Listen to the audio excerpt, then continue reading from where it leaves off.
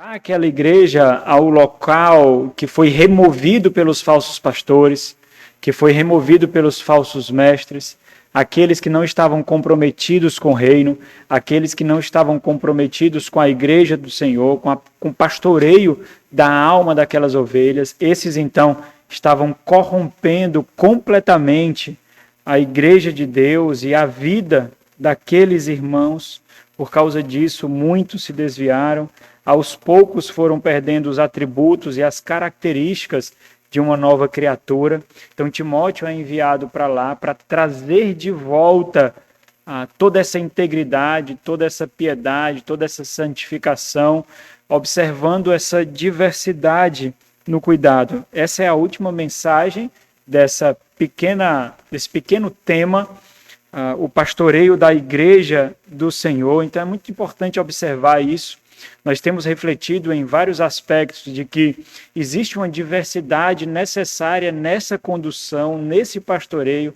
Pastorear a igreja do Senhor não é preencher um formulário, não é marcar um checklist, é observar as necessidades singulares, particulares, de cada pessoa dentro da igreja, de cada grupo representando uma característica diferente dentro da igreja. Embora nós vejamos esses grupos, sejam por causa da faixa etária, seja por causa de características singulares, como a viuvez, como os presbíteros, como os diáconos, como os empregados, como os patrões, como os ricos, como os pobres. O ponto é que dentro da igreja do Senhor, essa diversidade não deve macular a unidade que precisa ser característica àqueles que compartilham do mesmo Espírito Santo, da mesma fé, da mesma esperança, do mesmo batismo. Então, o pastoreio, nesse sentido, deve ser conduzido não para que seja realçado essa diversidade, mas para que o objetivo seja encontrado, que é a unidade e a harmonia dentro da igreja de Deus. E para isso a gente precisa refletir sobre alguns pontos que podem passar muito desapercebidos. Talvez porque falta contexto para muitos, nós nos achamos muito peritos em muitas áreas. Por exemplo, todos nós somos os melhores políticos do mundo. Como eu mencionei ontem, todos nós somos os melhores técnicos de futebol, todos nós somos os melhores conselheiros, melhores solucionadores de problemas, todos nós somos os melhores maridos, as melhores esposas, os melhores pais, os melhores filhos, todos nós somos os melhores quando nos falta o contexto, quando nos falta a realidade, quando nos falta a atmosfera vivenciada, quando nos falta o ambiente. Mas grande parte da falta de unidade e harmonia na igreja não são causados por fatores isolados, por problemas explícitos ou questões que são claramente expostas. Na verdade, muito acontece nas entrelinhas, as percepções muitas vezes implícitas. Por isso, diante de situações como essa, enfrentada por Timóteo em Éfeso, muitos caminhos poderiam ser percorridos. Agora, esses caminhos, eles dependeriam justamente daqueles que iriam percorrer. As ações que seriam tomadas aconteceria dependendo justamente daquele que toma a ação. Muitos poderiam assumir aquela igreja e não recobrar aquela igreja a piedade, não recobrar aquela igreja a santificação.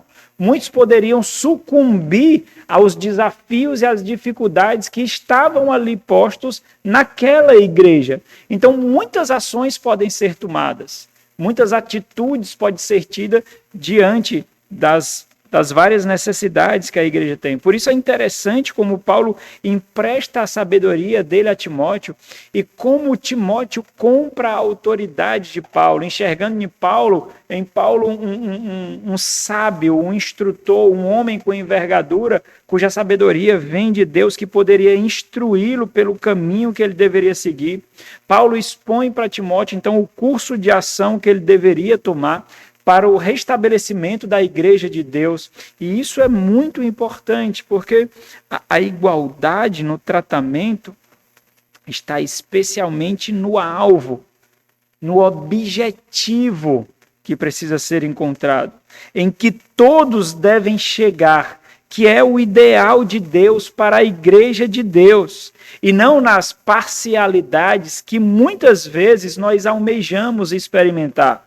Na verdade, a nossa carne, os nossos impulsos, os nossos desejos, eles querem parcialidades, eles querem tratamentos diferentes, eles querem que outros sejam preteridos para que eles sejam colocados em locais favoritos, em locais mais almejados. Por isso, a diversidade no caminho do pastoreio da igreja do Senhor deve ser observada por aqueles que conduzem o rebanho, por aqueles que pastoreiam essas almas. E nós temos visto essas características, seja de uma forma geral, no capítulo 5, logo no início, nas várias faixas etárias, seja com as viúvas, os oficiais, aqueles que são empregados, aqui colocados como escravos, os patrões, aqueles que são ricos e aqueles que almejavam as riquezas, que é justamente o que nós vamos ver hoje. O tema mais específico da nossa reflexão de hoje faz referência justamente àquilo que nós observamos no último sermão, a superioridade da preservação do Evangelho. Então essa é a segunda mensagem com esse subtema aqui. No último sermão, nós vimos que a obra do Evangelho é superior a qualquer dificuldade de relacionamento que nós enfrentamos, inclusive entre escravo e senhor, entre patrão e empregado. Não há dificuldade que nós possamos enfrentar que vale a pena, que seja mais valiosa, interromper, barrar o avanço do Evangelho. Daí então as nossas necessidades, os nossos anseios, as nossas particularidades devem se submeterem, devem se sujeitar a essa necessidade maior. É por isso que nós buscamos a unidade da igreja. É por isso que nós buscamos o bom testemunho da igreja. É por isso que nós buscamos preservar a harmonia da igreja, porque não é por causa de nós, não é para nós, é porque nós necessitamos disso. Se nós não mantermos uma igreja com unidade, com harmonia, simplesmente nós pereceremos. Foi isso justamente, os irmãos observarem, olha a quantidade de papel e tinta que Paulo gasta para resolver esses problemas aqui. Esses problemas estavam corrompendo a igreja. Na verdade, esses problemas corromperam a igreja. A falta de harmonia, a falta de unidade. Tudo isso significa nos colocar como superiores à obra de Cristo, como superiores ao ideal de Deus, como superiores ao Evangelho. Eu não estou nem aí para o Evangelho, eu não estou nem aí para o testemunho da igreja. O que importa é que eu seja colocado com algum nível de favoritismo, é isso que importa. O que importa é que as minhas necessidades sejam resolvidas, que as minhas dificuldades apontem que eu sou o correto na questão. É isso que importa. Então, na verdade, tudo isso significa subjugar o Evangelho, subjugar o Senhor Jesus Cristo. Se nós tivermos esse olhar, se nós fizermos essa reflexão, nós vamos ver como nós somos pequenos, como nós somos carentes de reflexões do alto, de reflexões da eternidade, porque tudo isso, quando colocado diante do Evangelho, não passa de um pequeno cisco, de um pequeno grão de areia, não tem valor algum, é poeira. Se nós pensarmos dessa forma, muitos problemas são resolvidos antes mesmo de serem levados a litígios. Antes mesmo de serem expostos, muitos problemas são resolvidos. Por isso, esse ensino de Paulo sobre a superioridade da preservação do Evangelho, ele se torna um princípio, porque não se aplica somente aqui, não se aplica somente a essa questão particular. Então, entenda como nós observamos as Sagradas Escrituras. É através de situações particulares, de situações específicas, que nós tiramos princípio. E esse é um princípio, essa é uma chave para a solução de problemas na igreja, entre o povo de Deus, de uma forma geral, e até mesmo para as nossas dificuldades cotidianas. Se você tem uma dificuldade com o seu patrão, que não é crente, você aplica essa realidade, porque você é um representante de Cristo ali. Se você tem uma dificuldade com o seu gerente, com o seu supervisor, com um colega de trabalho, com um professor de sala de aula, com um estudante, colega seu, você aplica justamente esse princípio. E é uma chave que vai resolver para você, vai abrir portas de soluções para você com essas dificuldades. O que deve ser preservado não é o testemunho de que eu estou correto, de que eu estou certo nessa questão. O que vai prevalecer é o bom testemunho de Cristo, é o bom testemunho do Evangelho, e assim ele irá propagar-se. Então, saltando alguns versículos, que são os versículos que nós veremos hoje, nós observamos Paulo orientando Timóteo sobre um último grupo aqui retratado nessa carta, que está causando também desarmonia, mas não somente eles mesmos estão causando desarmonias, mas eles estão sendo um padrão almejado por outros. E aí também, por causa disso, o coração deles, a riqueza desses, não está no alto, mas está nesse presente século. São os ricos dentro da igreja. Ainda assim, o ponto de Paulo parece o mesmo: a preservação do bom testemunho do Evangelho. E isso será feito através deles, dos ricos, ao olharem e exibirem que a riqueza futura é infinitamente mais valiosa do que as riquezas do presente século. E essa é a grande máxima que encapsula esses versículos. Se o versículo 17 fala das riquezas do presente século, o versículo final, o versículo 19, fala da riqueza futura, fala da verdadeira vida, que é um sólido fundamento, que é a verdadeira riqueza. Então nos mostra o que nós não devemos almejar e aquilo que nós devemos almejar. E é sobre esses versículos que nós iremos refletir hoje. Vamos ler aqui mais uma vez. Exorto aos ricos do presente século que não sejam orgulhosos, nem depositem a sua esperança na instabilidade. Observa as características usadas aqui para descrever o que significa essas riquezas. Na instabilidade da riqueza, mas em Deus, que tudo nos proporciona ricamente para o nosso aprazimento. Que pratiquem o bem, sejam ricos de boas obras, generosos em darem pontos a repartir, que acumulem para si mesmos tesouros, sólido fundamento para o futuro, a fim de apoderarem da verdadeira vida. João Crisóstomo, eu citei ele no último sermão, talvez considerado o maior pregador entre os pais da igreja no século IV, século V ali. Observando esses versículos, ele diz o seguinte: e este conselho ele dá, Paulo, sabendo que nada geralmente produz orgulho e arrogância como a riqueza. A contundência aqui das palavras de Paulo também exibe a importância do que está sendo tratado aqui. Ele deixa isso muito claro ao utilizar palavras duras e cirúrgicas num bloco muito pequenino. Ele escolhe muito bem as palavras que ele usa para categorizar aqueles que observam as riquezas desse presente século como mais valiosa, como superiores às riquezas do século por vir ou da era por vir.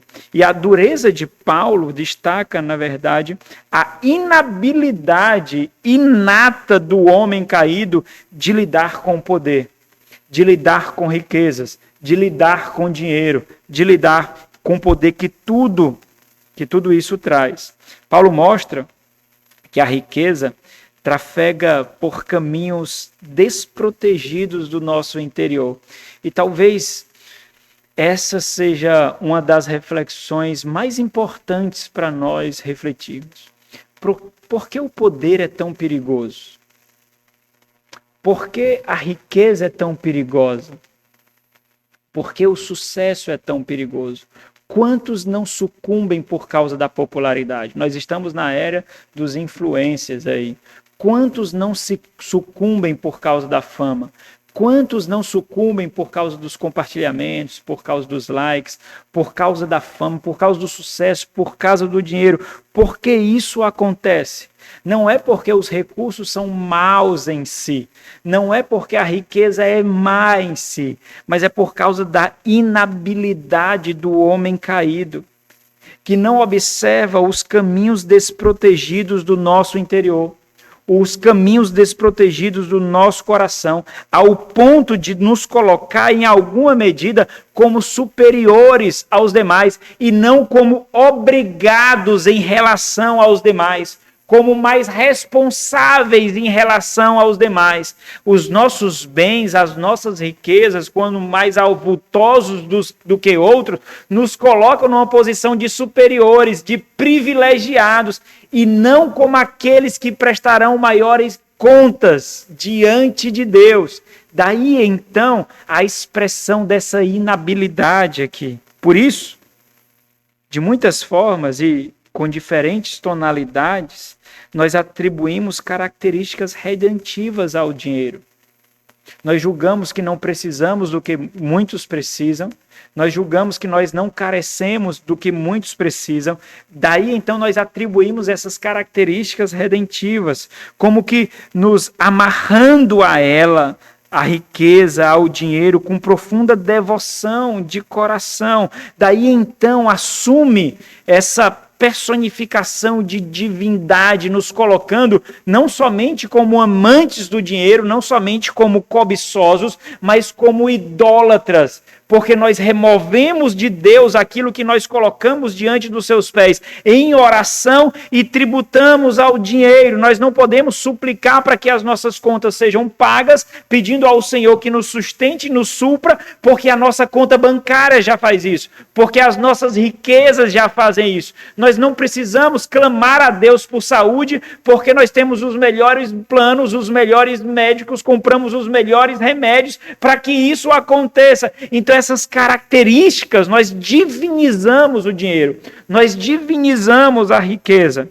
Alguém, certa vez, disse: a riqueza não causa danos. E é muito importante você entender isso. O problema está na inabilidade caída do ser humano. E não no dinheiro, e não na prata, e não no ouro, e não nas riquezas. Alguém certa vez disse: a riqueza não causa danos, mas a incapacidade de abandoná-la é fatal. Ela se torna a nossa proprietária. Nós não a possuímos. Apesar de ser as nossas posses, é a riqueza que nos possui.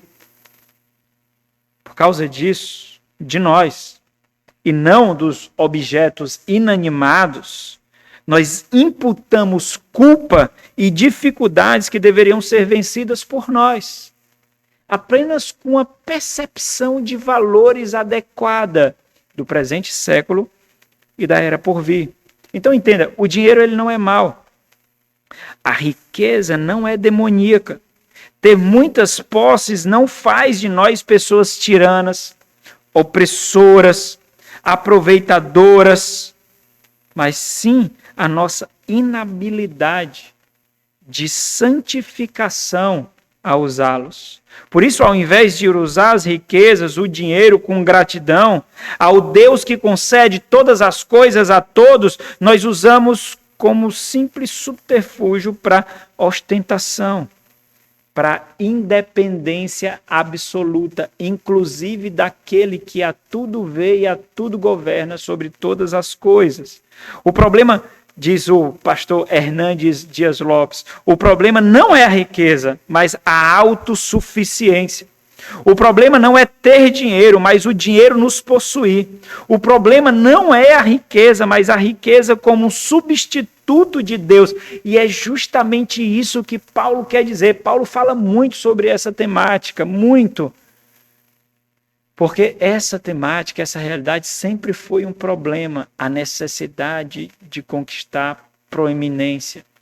A necessidade de experimentar a altivez, a necessidade de ser superior. Nós fazemos isso, seja com dinheiro, seja com bem, seja com qualquer coisa. Nós fazemos isso quando apontamos o pecado do outro. Nós fazemos isso quando expomos a culpa do outro. Nós queremos ser superiores, nós queremos ser melhores. No final das contas, tudo vai depender da disposição de mente do coração. Quando Paulo fala em Colossenses capítulo 3, versículo 5, ele diz: fazei, pois, morrer a vossa natureza terrena. E ele passa a descrever os atributos dessa natureza terrena que nós devemos mortificar continuamente. Nós estamos nesse processo, meus irmãos, de assassinato constante da nossa natureza terrena.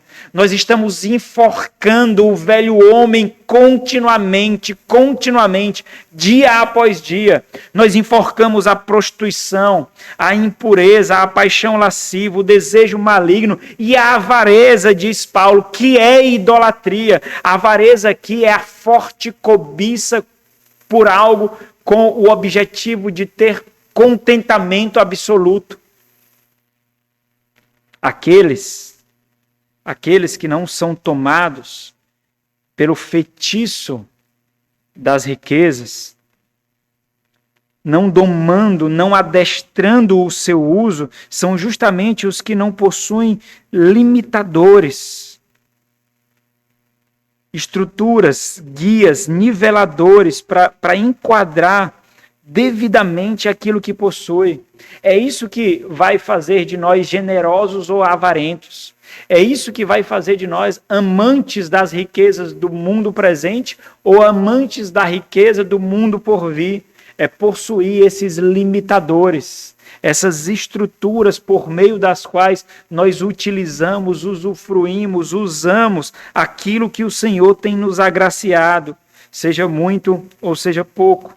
Imagine a reflexão que eu fiz referência agora há pouco. Eu quero detalhar um pouquinho mais para vocês sobre a reflexão natural de ricos ímpios. O ponto de Paulo aqui não é falar para ricos ímpios, mas ricos ímpios dentro de igreja. Ou crentes ricos que estão se portando como ímpios. Imagine a reflexão. A reflexão é o seguinte, a reflexão é para nós também. Porque é muito característica no nosso meio. Nós escutamos muitos noticiários dessa forma. A reflexão é o seguinte: muitos morrem por falta de atendimento hospitalar. Muitos morrem nas portas de hospitais. Muitos morrem por falta de medicação. Eu não. Eu tenho os melhores médicos. Eu posso frequentar os melhores hospitais. Eu posso comprar as melhores medicações. O que isso parece? Isso parece ter poder da vida. Eu tenho o poder da vida. A minha riqueza tem o poder da vida. Mais ainda, muitos são presos pelo simples fato de não terem nem advogados, nem os melhores advogados, e não terem poder para lutar. Eu não. Eu não somente não sou preso, mas eu posso libertar detentos, eu posso libertar presos, eu posso libertar escravos por causa da minha riqueza. Isso parece o quê? Isso parece poder de salvação. Isso parece poder de redenção. Quando nós vamos ao Antigo Testamento, nós vemos o Salmo 49, que divide a humanidade para uma reflexão específica entre pobres e ricos, a reflexão que os ricos fazem da sua riqueza e a reflexão que o pobre faz da sua riqueza, mas diante de Deus, em alguns momentos, olhando a riqueza do rico e a invejando. O Salmo 49 é um salmo de sabedoria. Ele fala justamente desse tipo de reflexão. Quando nós refletimos sobre esse salmo no culto de oração aqui em agosto de 2018, nós aprendemos que as honrarias desse mundo são inúteis. Esse foi o tema da nossa reflexão sobre a série Aprendendo com os Salmos. Nós aprendemos que as honrarias desse mundo são inúteis. Essas honrarias, elas retardam as nossas percepções e nos entorpecem para a realidade, para a realidade e as nossas reais necessidades. Nos entorpecem para o fato de que essa vida é extremamente breve e nós deveríamos fazer melhores escolhas e conduzir de uma forma melhor essa vida, olhando para o mundo por vir. Daí então as instruções de Paulo a Timóteo aqui é de que esse tipo de reflexão e comportamento não são saudáveis. Esses que os ricos estavam tendo ali na igreja de Éfeso e que infelizmente é muito comum. Nós constantemente ou passamos por isso, ou frequentamos igrejas assim, ou conhecemos essas situações. Que basta alguém ter um pouco mais de recurso, ter um pouco mais de notoriedade na sociedade, que essas pessoas já são destacadas para serem obreiras, para serem dirigentes de congregação, para serem diáconos ou qualquer tipo de função dentro da igreja, simplesmente por temor a homens, para o desejo de afagar o ego de poderosos desse presente século. Simplesmente com esse desejo. E aí a igreja faz o que o mundo faz. A igreja se porta como o mundo se porta. Os critérios da igreja passam a ser os critérios desse mundo. Qual é a diferença, então, que a igreja vai exercer nesse mundo? Qual é a diferença? Nenhuma. Nenhuma. Por isso, o ponto de Paulo é que isso não convém aos santos. Esse tipo de reflexão não convém aos crentes. Esse tipo de conduta, na verdade, é absurdo à igreja do Senhor. Por isso precisa ser extirpado. Então entenda o que precisa ser extirpado aqui. Não são os ricos dentro da igreja, não são as riquezas dentro da igreja, mas essa disposição de mente, essa disposição de coração, essa disposição de mentalidade. Então, dessa forma, essa porção aqui, a porção dessa carta aqui, Paulo ele fala para crentes. São crentes que vão compreender o valor das riquezas do mundo por vir. Ímpios não entendem isso. São crentes que vão compreender o fato de que é Deus que dá todas as coisas para a sua glória, para a sua exaltação, para o bom avanço do reino. Por isso que Paulo aqui ele não combate inimigos, apesar de Paulo usar uma linguagem muito dura aqui, também é uma daquelas linguagens militares, linguagem bélica usada por Paulo quando ele diz exorta, mas o ponto de Paulo aqui é edificação, não é combate a inimigos. Então, Paulo destaca que o objetivo de Timóteo deve ser direcionar os ricos da igreja à correta esperança. A esperança não é a sua riqueza. A esperança não está nos seus bens. A esperança está em Deus. Então, observa o que Timóteo precisa fazer. Ele precisa endireitar mentes tortas aqui no que concerne a esse tema. Ele precisa corrigir afeições do coração ao que concerne a essa temática aqui. E para isso, Paulo direciona a sua atenção aos crentes, não aos oponentes, não aos falsos mestres. Na verdade, os versículos que ele fala anteriormente, ele coloca os falsos mestres como modelos a não serem seguidos, aqueles que são amantes do dinheiro para o seu próprio prazer. Então, Paulo mostra aqui que eles devem colocar o seu amor, a riqueza por vir, da verdadeira vida, que é o sólido fundamento. E aí nós vamos ver 2 pontos aqui. Versículo 17, nós vemos o que deve ser reprovado na igreja em relação às riquezas. E versículo 18 a 19, o que deve ser despertado na igreja em relação a essa mesma temática. Então, o primeiro ponto, o que deve ser reprovado na igreja, versículo 17. Exorta aos ricos do presente século. Observa o paralelo que faz com o versículo 19. O presente século aqui faz paralelo ao futuro, ao sólido fundamento futuro, a verdadeira vida, que é a vida futura aqui.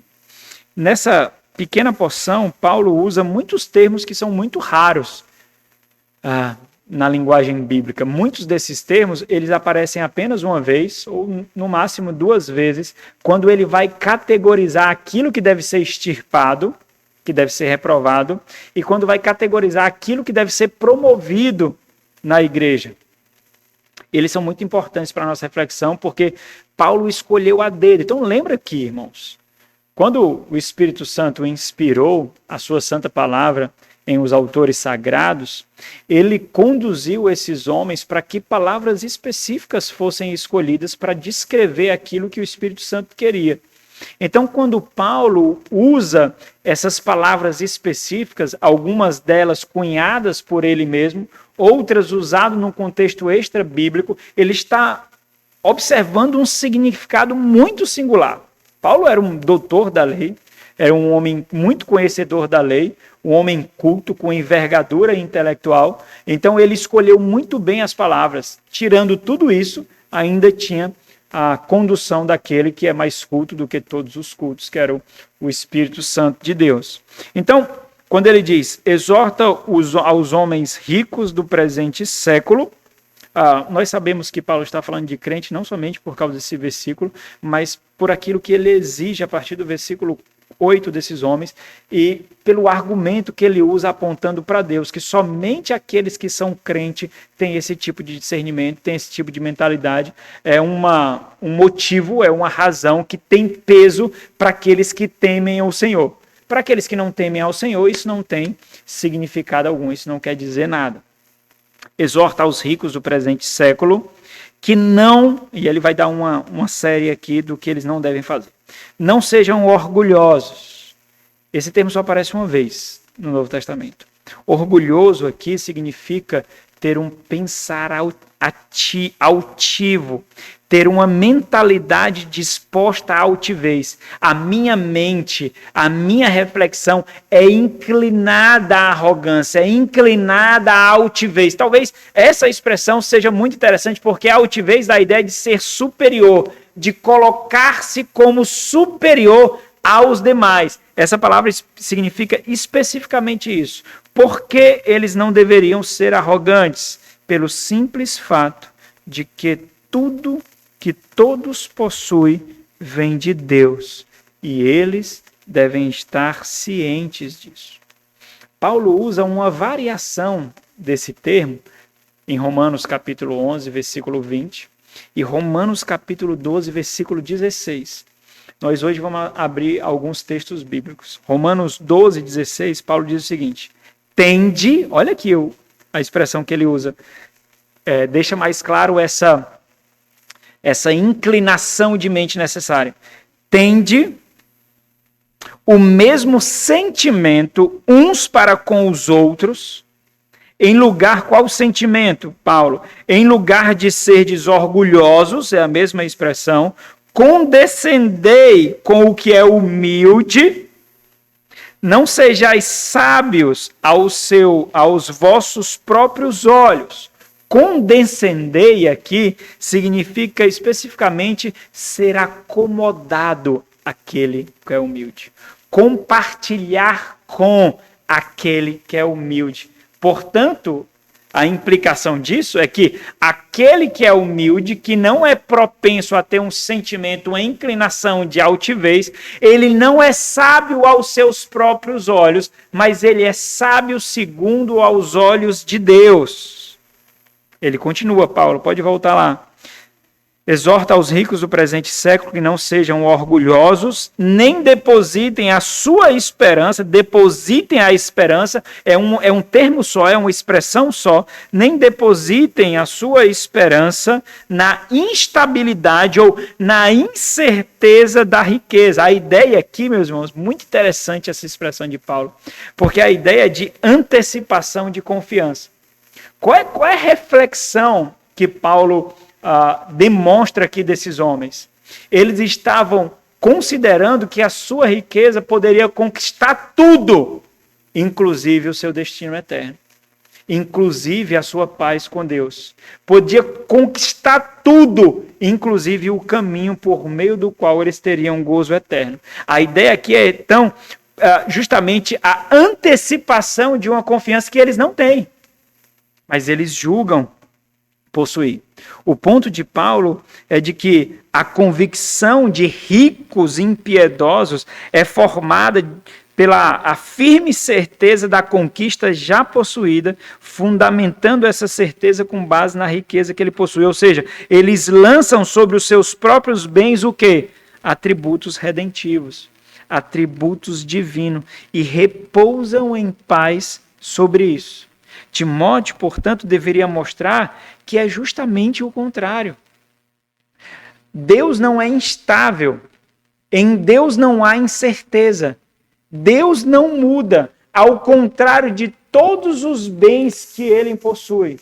Deus deve ser o centro e a única fonte da nossa esperança em Cristo Jesus, sustentado pelo Santo Espírito. Na verdade, eles deveriam olhar para a sua riqueza e ver instabilidade, incerteza. Por isso, deveriam usufruir de uma forma que ecoe na eternidade, de uma forma condizente a eles, o mais rápido possível, para que isso pudesse propagar-se para a eternidade. E essa é uma exortação constante nas Sagradas Escrituras. Nós vemos isso em vários versículos. Abra aí no Salmo 52.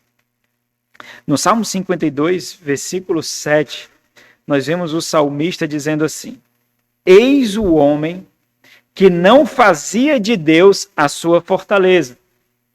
Antes, confiava na abundância dos seus próprios bens e na sua perversidade se fortalecia. Salmo 62, versículo 10.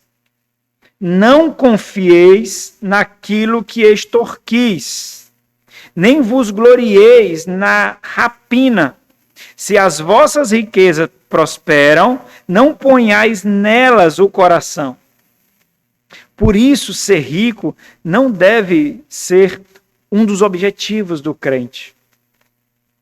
O crente, ele entende que o seu valor, a sua riqueza, o seu verdadeiro tesouro não reside nessa presente era. O sonho do crente, o propósito de vida do crente não deve ser acumular bens. Não deve ter uma tão almejada estabilidade ou independência financeira. Mas a usar os seus talentos que foi dado por Deus para potencializar a vocação que Deus deu, exercendo o seu papel como sal e luz para a glória de Deus em tudo que faz. Esse deve ser o objetivo do crente. Ele trabalha para esse propósito. Nós veremos inúmeros efeitos colaterais disso, mas o propósito é esse. A sua devoção não é ao trabalho, não são aos bens, não é a riqueza. A sua devoção é a Deus. E é nisso que consiste a segurança das nossas riquezas. Essa é a única proteção do coração para as armadilhas do dinheiro, para as armadilhas da riqueza, quando nós não olhamos para ele. Quando nós não o desejamos com o nosso fôlego de vida, quando nós não dedicamos suor, sangue e lágrimas para obter. Então, muito cuidado com o que você almeja para os seus filhos. Muito cuidado mesmo. Muito cuidado quando você conversa com seus filhos e uma das conversas mais sérias, que você imputa mais importância, é sobre a sua profissão, é sobre a sua carreira acadêmica. É sobre o seu concurso, é sobre os bens que ele vai acumular, é sobre a casa que ele precisa ter. Então, muito cuidado com isso, porque o seu filho percebe valor nas palavras, percebe a importância das palavras. Quando o papai fala comigo assim, é porque isso é muito importante. Então isso deve ter uma importância muito grande na minha vida. Quando a minha mãe me chama a atenção dessa forma, isso é muito importante. Então isso quer dizer que essa é uma das coisas mais importantes da minha vida. Muito cuidado, irmãos. Muito cuidado com os padrões de vida que você está expondo no seu lar. Não ache que o sucesso do seu filho vai consistir em passar num concurso público. Não ache isso. Não impregne isso na cabeça dele.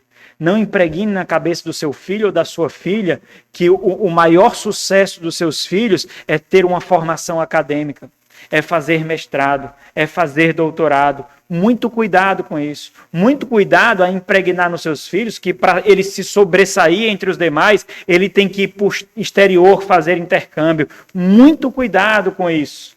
Você está colocando valores nele que não liga ele na eternidade. Você tem que entender isso muito bem. Tudo isso pode acontecer, irmãos. Tudo isso pode acontecer.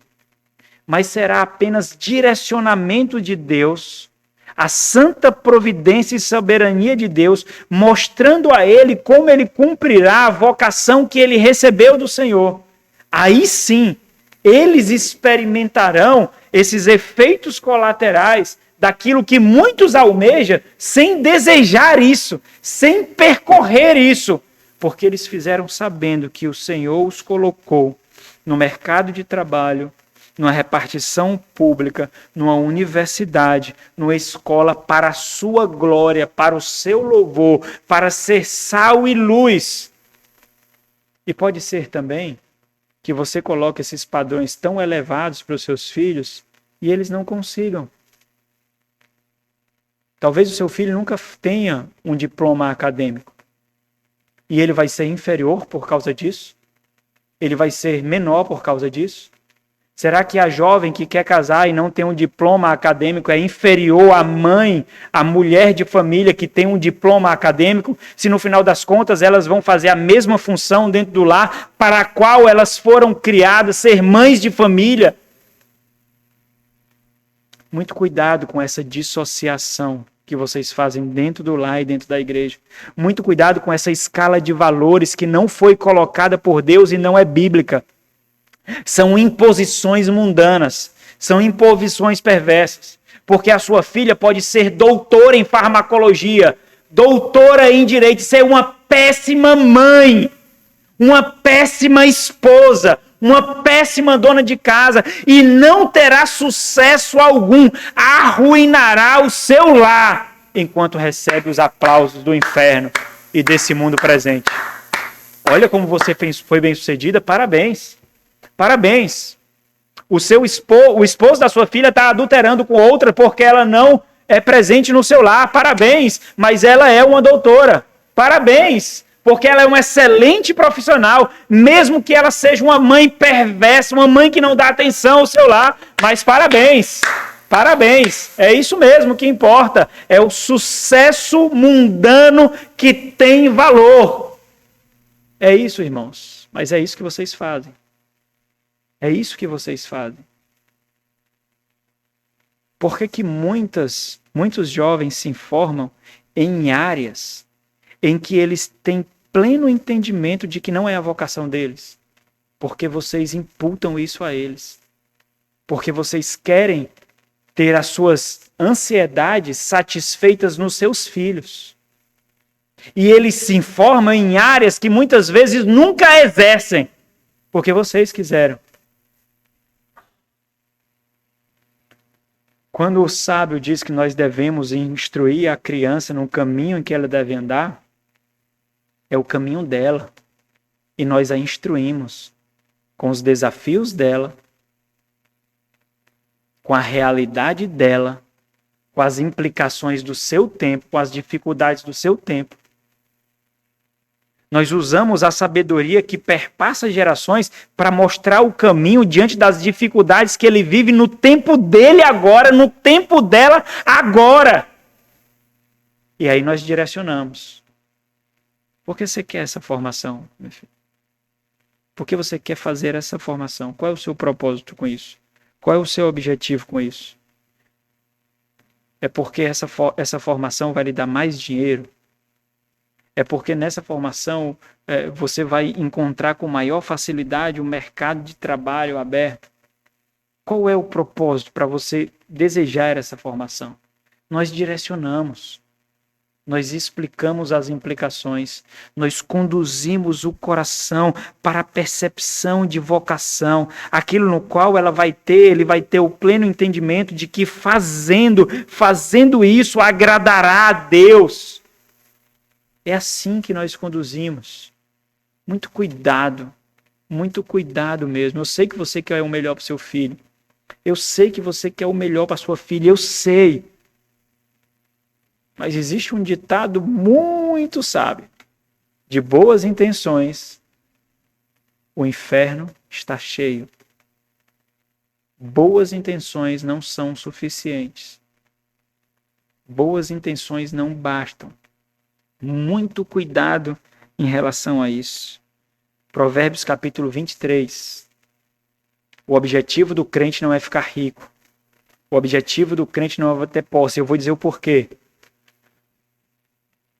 Provérbios 23, 4 diz assim: não te fadigues para seres rico.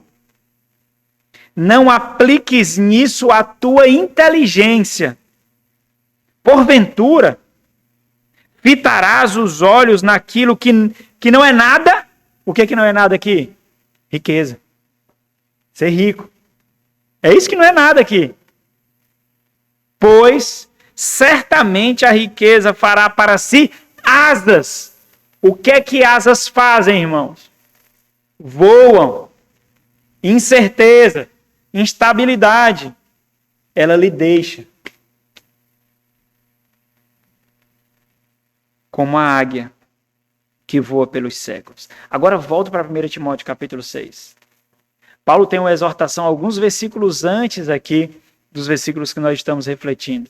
E essas exortações são muito importantes para a gente entender o porquê nós não devemos ter como objetivo de vida acumular bens, acumular riquezas. 1 Timóteo capítulo 6, versículo 9 diz assim: ora, os que querem, os que intentam, os que desejam ficar rico, caem em tentação. Observa comigo quais serão as tentações. As tentações são condizentes com aquilo que o nosso coração encontra prazer. Entenda isso, porque senão não vai ser tentação. Tentação só é tentação quando encontra lugar no nosso coração. Senão não é tentação. É por isso que a queda afetou, potencializou áreas de cada pessoa. Tem algumas pessoas que têm uma dificuldade absurda e luta contundentemente contra a pornografia, contra a imoralidade, outra luta contra a mentira, outra luta contra a corrupção, outra luta contra o dinheiro, outros são homossexuais e assim por diante. Então a queda afetou várias pessoas de formas diferentes. O ponto é que, num coração caído, exige uma paixão para uma corrupção. E a tentação vai ser conectar justamente algo com essa paixão do coração. Senão, não seria tentação.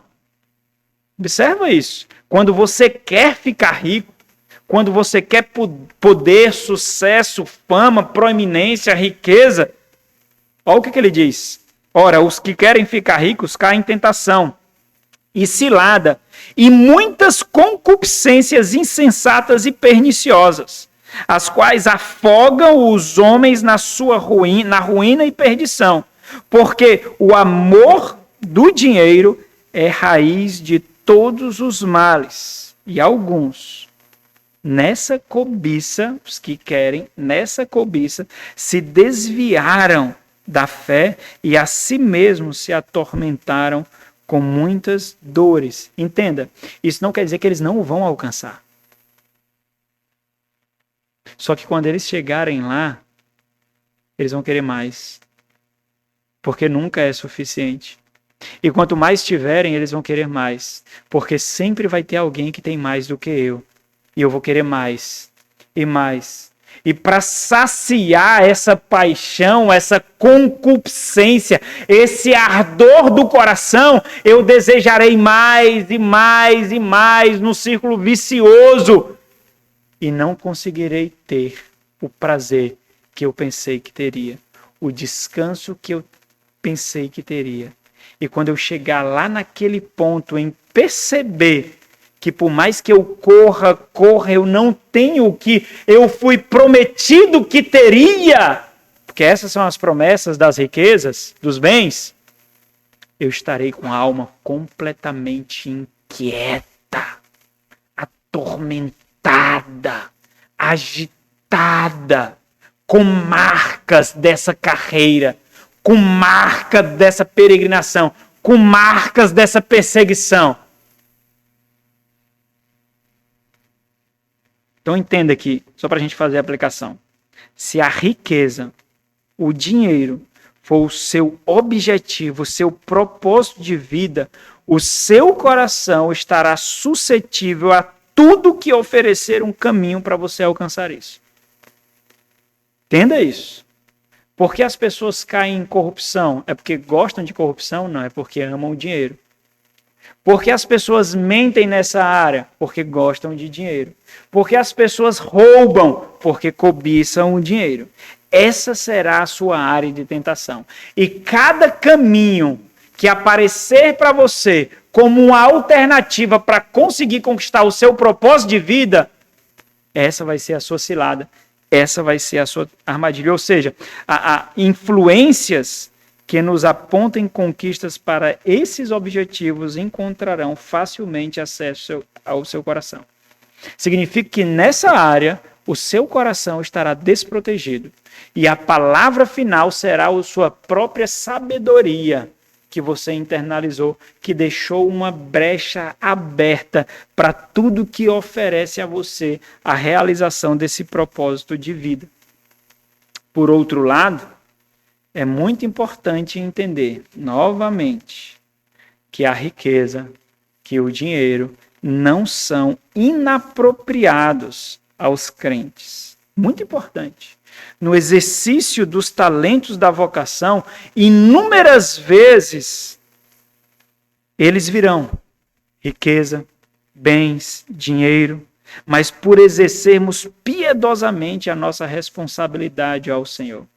Não é porque nós almejamos. E quando ele vem, porque nós não buscamos, nós saberemos usar da forma que convém aos santos. Esse é o ponto. Nosso objetivo, portanto, é glorificar a Deus na vocação que ele nos deu. O efeito colateral disso, e portanto, quando vem, já será subjugado a essa nossa mentalidade, será então a aquisição de riquezas, que será utilizado para o mesmo fim, para a glória de Deus e a propagação do evangelho. Portanto, um certo pastor disse, a riqueza abençoada é aquela que não é buscada. Essa é a riqueza abençoada. É aquela que não é buscada. Portanto, quando nós confiamos na riqueza do presente século, nós estamos com isso mostrando que o valor da nossa vida e daqueles que amamos é muito baixo, é pequeno, é inferior, é passageiro, assim como a instabilidade da riqueza. Então, quando ele diz, exorta aos ricos do presente século que não sejam orgulhosos, nem depositem a sua esperança na instabilidade ou na incerteza da riqueza, mas em Deus, que tudo nos proporciona ricamente para o nosso aprazimento. E a linguagem de Paulo é intrigante aqui, porque ele está fazendo um paralelo muito interessante aqui. Ele está fazendo um paralelo entre riquezas e quem? Em Deus. Olha o paralelo que ele está fazendo aqui. Ele está apontando uma troca de divindades aqui.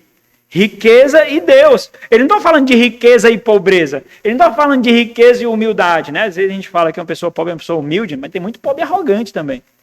Está cheio de pobre e arrogante. Porque uma das características, um dos mecanismos de defesa de muitos pobres, infelizmente, é ser arrogante. É ser prepotente, é ser grosso. Mas o ponto de Paulo aqui não é equiparar no nosso coração a riqueza e a pobreza. Ele está mostrando uma troca de divindades, é a riqueza e Deus. O objetivo é destacar que a nossa esperança deve estar em Deus e mais nada, e mais ninguém. Quando ele diz tudo proporciona aqui, Deus que a tudo proporciona, ele está mostrando duas características. Por um lado, ele mostra que todas as coisas de todo mundo são dádivas de Deus, do rico e do pobre, do crente e do ímpio. Todas as coisas de todo mundo, ele só as tem porque é dádiva de Deus, é Deus que dá. O grande lance da questão é que os crentes precisam discernir isso. São os crentes que são obrigados, porque tem uma mente, um coração que discerne, tem olhos que veem. Os crentes são obrigados. Daí então, como é aberrante, absurdo, uma mentalidade de crentes ricos, ímpios, dentro da igreja. Dentro da igreja. Ricos dentro da igreja têm que entender, como todos os outros irmãos têm que entender, os seus bens não são seus. Os seus bens foram dados a você por um propósito muito específico. E não é egoísta. Não é egoísta. Não é que em todas as áreas você mata o ego e você pensa no outro. E quando você chega nos seus bens, você tem licença para ser egoísta. Não é absurdo isso? Não. é egoísta. Os seus bens não são seus. Se por um lado essa é a realidade, o crente precisa perceber, por outro lado, não significa dizer que o Senhor nos dará tudo o que nós desejamos. Olha o versículo 8 do capítulo 6. Tendo sustento e com que nos vestir, estejamos contentes, estejamos satisfeitos, estejamos gratos, porque o Senhor nos dá para o nosso aprazimento, para o nosso deleite, para a nossa satisfação. Satisfação aqui é preenchimento emocional, é saciedade. Daí então, alguém disse certa vez, não lembro quem foi, ele disse que, não foi um crente não, ele disse que aquele que é mais rico não é aquele que tem mais bem, mas é aquele que tem menos necessidades. Nós criamos necessidades demais. Você cria necessidades para os seus filhos. O seu filho precisa ter um celular. O seu filho precisa ter um computador. O seu filho precisa ter um tablet. O seu filho precisa ter um carro. O seu filho precisa ter aquela roupa. O seu filho precisa ter aquele relógio. O seu filho precisa fazer aquela viagem. O seu filho precisa fazer aquele curso. O seu filho precisa, a sua esposa precisa, você precisa. Nós não conseguimos sustentar tantas necessidades, irmãos. São necessidades demais. Nós invejamos e colocamos essa inveja com a roupagem bonita, límpida, clarificada. É inveja quando nós olhamos para os outros e queremos ser iguais, queremos ser parecidos. Nós temos que ser parecidos com Cristo, iguais a Cristo, irmãos. É isso. Mas nós somos muito maliciosos em saber fazer isso. Muito demais. É porque eu quero o melhor para o meu filho. É porque eu quero o melhor para o meu lar. Eu vou dar essa frase desgraçada do diabo infernal. Eu vou dar ao meu filho tudo que eu não tive. Que porcaria de mentalidade, que porcaria de frase. Você vai arruinar o seu filho. Não dê o seu filho que você não teve. Não dê. Porque você é o homem que é, a mulher que é, por causa das necessidades que você teve. Então cercie os seus bens para não dar tanta comodidade ao seu filho. Pelo amor de Deus! Você precisa entender isso. Caso contrário, o seu próprio filho vai aprender a fazer acepção de pessoas. Vai aprender que ter riqueza é o bem mais precioso da face da terra. Ser rico é chegar perto do trono de Deus. Você precisa entender isso. Nós estamos rodeados por isso. Na escola, os nossos filhos são expostos a isso. Na sociedade em geral, os nossos filhos são expostos a isso. Não é possível que em casa os nossos filhos sejam expostos a isso. Não é possível. Nós precisamos filtrar o que os nossos filhos recebem, irmãos. Nós precisamos. O seu filho precisa de Cristo. É isso que o seu filho precisa. O seu filho precisa ser um homem piedoso, uma mulher piedosa. Seja debaixo de uma ponte, seja numa mansão. Mas a piedade vai ser o condutor do seu coração, independente da quantidade de bens que ele tem. Ele tem que ser o melhor estudante da sua escola. Ele tem que ser o melhor profissional do seu trabalho. Por causa da vocação que Deus deu a ele, por causa da vocação que Deus deu a ela. É por causa disso. E quando os bens vierem, eles usarão para propagação do evangelho, para o avanço do reino, para a edificação da igreja, para o sustento dos necessitados. É isso que fará. Não porque precisa andar com um carro novo todo ano. Não porque precisa ostentar roupas, não porque precisa ostentar celulares, não porque eu preciso ostentar bens. Mas vem, posso comprar, compro. Esse não é o objetivo. Mas eu posso comprar, eu compro. Esse não é o meu propósito. Mas, ainda assim, muitas renúncias precisarão ser feitas, até por vocês que têm muitos bens. Muitas renúncias. Muitas. Porque vocês mesmos não poderão ser testemunhos de diversidade que não causa unidade dentro da igreja. Seja com os bens que possuem, seja com as roupas que vestem. Lembra? Paulo exortando as mulheres, parem de se vestir de forma dispendiosa, com cabeleira frisada, com arranjos de ouro. Porque por isso, por se portar dessa forma, as mulheres ali na igreja de Éfeso estavam criando um divórcio, uma ruptura entre pobres e ricos, entre aqueles que se vestiam melhores e os que não tinham condições de se vestir melhor.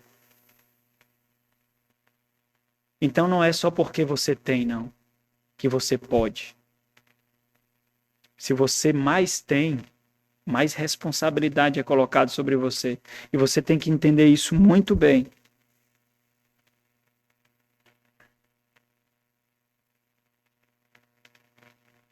Na igreja, irmãos, o crente deve almejar a piedade. É isso que os crentes devem almejar na igreja. Piedade. O bom testemunho. O avanço do reino, o avanço do evangelho. George Miller, um filantropo do século XIX, reconhecido por alimentar milhares e milhares de órfãos. Alguns contabilizam quase mais de 10 mil órfãos. Ele entendia que a sua maior riqueza era gastar os recursos que tinham para alimentar os órfãos. E ele disse o seguinte: não convém ao bom servo ser rico, grande e honrado no mundo onde o nosso Senhor foi pobre e desprezado.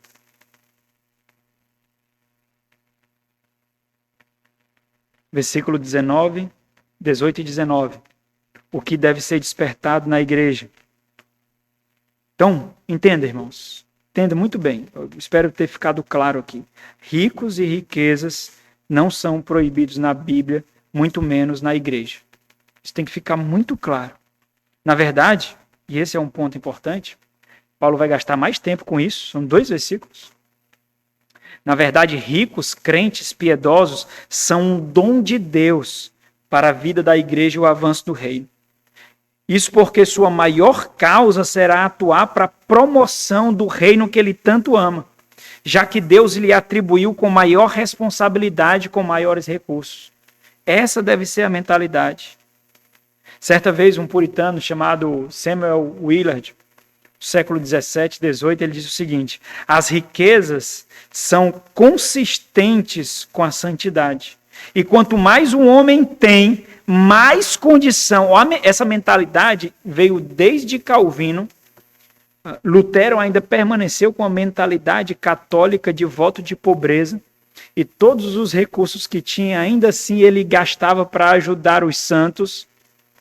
Ana Bolena, sua esposa, tinha que administrar os bens, porque tinha muitos dias que ele não tinha sequer dinheiro para comprar comida, porque ele doava demais dinheiro. Mas de João Calvino para todos os puritanos em diante, essa era a mentalidade. Quanto mais um homem tem, mais condição tem de fazer o bem, se Deus lhe dá um coração para isso. Tem um livro chamado Santos no Mundo, da editora Fiel, que trata de temas como os puritanos enxergavam. Em um dos capítulos fala sobre o dinheiro. Um livro excelente. Fala como os puritanos enxergavam o trabalho, como os puritanos enxergavam o sexo, a família, o dinheiro. Muito interessante esse livro para os irmãos lerem. Essa citação foi tirada desse livro. Então, essa é a consideração de Paulo a Timóteo. Timóteo é encarregado de inculcar na mente, nos corações dos ricos da igreja, que eles possuem maior responsabilidade diante de Deus pelo que têm. Pelo simples fato de que eles prestarão contas daquilo que eles têm. Entenda isso, é muito importante. Como vocês utilizaram aquilo que eu dei para vocês. Eu enchi os cofres de vocês, como vocês utilizaram. Vocês sabem que vocês foram privilegiados por maiores bens, como vocês utilizaram para pura satisfação dos seus prazeres egoístas e comodidades. Como as suas riquezas testemunham sobre você, como o seu orçamento financeiro testemunham sobre você, Onde está o reino? Onde está a igreja? Onde está o seu irmão? Onde estão os seus entes que você tem que ajudar? Se você é pai, se você é filho, você tem que ajudar os seus pais. Os seus pais necessitam da sua ajuda, independente de ser bons pais ou não. Isso cabe a nós, filhos, cuidar dos nossos pais quando passam necessidade. Seja porque nós temos bom relacionamento ou nós temos um relacionamento não tão bom assim, é por responsabilidade, é por ética cristã. Nós temos que fazer isso. Portanto, os recursos que nós possuímos não são nossos, mas de Deus. E deve ser usado de acordo com essa realidade. E aqui, mais uma vez, a instrução é fundamental, conforme nós vimos no sermão anterior. Ensinos errados geram vidas contraditórias, que, por sua vez, se tornam oponentes ao Evangelho, ao invés de defendê-lo e propagá-lo. A mentalidade desses ricos dentro da igreja, a mentalidade desses homens dentro da igreja, só estava dessa forma por causa da instrução que eles receberam, por causa do tipo de ensino que eles receberam. Os falsos mestres, eles lideravam a igreja não por amor às almas, mas por amor ao dinheiro. No versículo 5 do capítulo 6, olha o que Paulo fala, ele diz assim: homens cuja mente é pervertida, e privados da verdade, supondo que a piedade é fonte de lucro. Por isso, Timóteo deve corrigir essa perspectiva e deve fazer com que esses homens não sejam mais reféns a essa mentalidade mundana, mas a sua mentalidade deve ser para promover o evangelho, ou seja, diante da instrução correta, duas coisas acontecem. Alguns são evidenciados e outros são expostos. Primeiro, a evidência daqueles que são realmente escravos de Cristo e não das riquezas ou do dinheiro. Segundo, a exposição daqueles que são idólatras, devotos às riquezas do presente século. O que Timóteo deve despertar na igreja é justamente o resultado da correção dessa instrução. Olha o que ele diz no versículo 18. Ao invés de tudo isso que ele falou no versículo 17, vem o contraponto. O que eles devem fazer? Que pratiquem o bem. Ele vai descrever o que é praticar o bem. Que sejam ricos em boas obras. Ele vai dizer o que é ser rico em boas obras, justamente na sentença seguinte. O que é praticar o bem e ser rico em boas obras? Generosos em dar e prontos a repartir. Aqui são vários imperativos que Paulo coloca. A prontidão para repartir é uma consequência de um coração generoso, que descreve, que mostra o significado do que é fazer o bem, do que é praticar o bem e do que significa ser rico em boas obras. Ser rico em boas obras aqui é justamente ter um coração tomado por generosidade e ter um coração pronto. O que é ter um coração pronto? É resolvido. Existe uma resolução muito presente no meu coração. Existe uma realidade muito convicta no meu coração. Qual é essa realidade? Dedicar os meus bens para a edificação da igreja, propagação do evangelho e ajuda do próximo. Não deve existir uma luta quanto a isso. Não deve existir uma dificuldade. Não é aquele negócio que, rapaz, eu dou o dízimo de quê? É do valor integral ou é quando saem os tributos da minha carteira assinada? Eu dou o dízimo de quê? É daquela moedinha que fica porque ficou quebrado ou eu arredondo? Eu não vou dar a oferta hoje não, porque eu já dei o dízimo do mês, então eu não preciso dar a oferta não. Não, mas isso daqui foi que eu vendi. Eu vendi um bem aqui, então eu não preciso não, né? Eu não preciso ajudar um irmão porque eu já contribuo financeiramente com a igreja. A igreja que ajude. Então, essa mentalidade não é uma mentalidade generosa. Não é uma mentalidade pronta a repartir. Ou seja, o ponto de Paulo aqui é que ser verdadeiramente rico é dar. Não é por acaso que o assunto das boas obras são muito predominantes nas epístolas pastorais e mais. As boas obras descritas aqui, elas mostram o lado prático do cristianismo, e ele já define o que isso significa. Portanto, fazendo isso, qual é o resultado disso? Não é a razão. Quando Paulo descreve em seguinte, no versículo 19, que acumulem para si mesmo tesouro, Paulo está mostrando o resultado disso e não a razão para isso. Eu não dou porque eu quero acumular. Eu não dou porque eu quero ter. Paulo está mostrando o resultado. Não é um negócio, não é um investimento. Ser rico, o resultado disso será ser rico não em bens do presente século, mas em generosidade. Por mais que nós tenhamos muitos bens, o que significa? Versículo 19.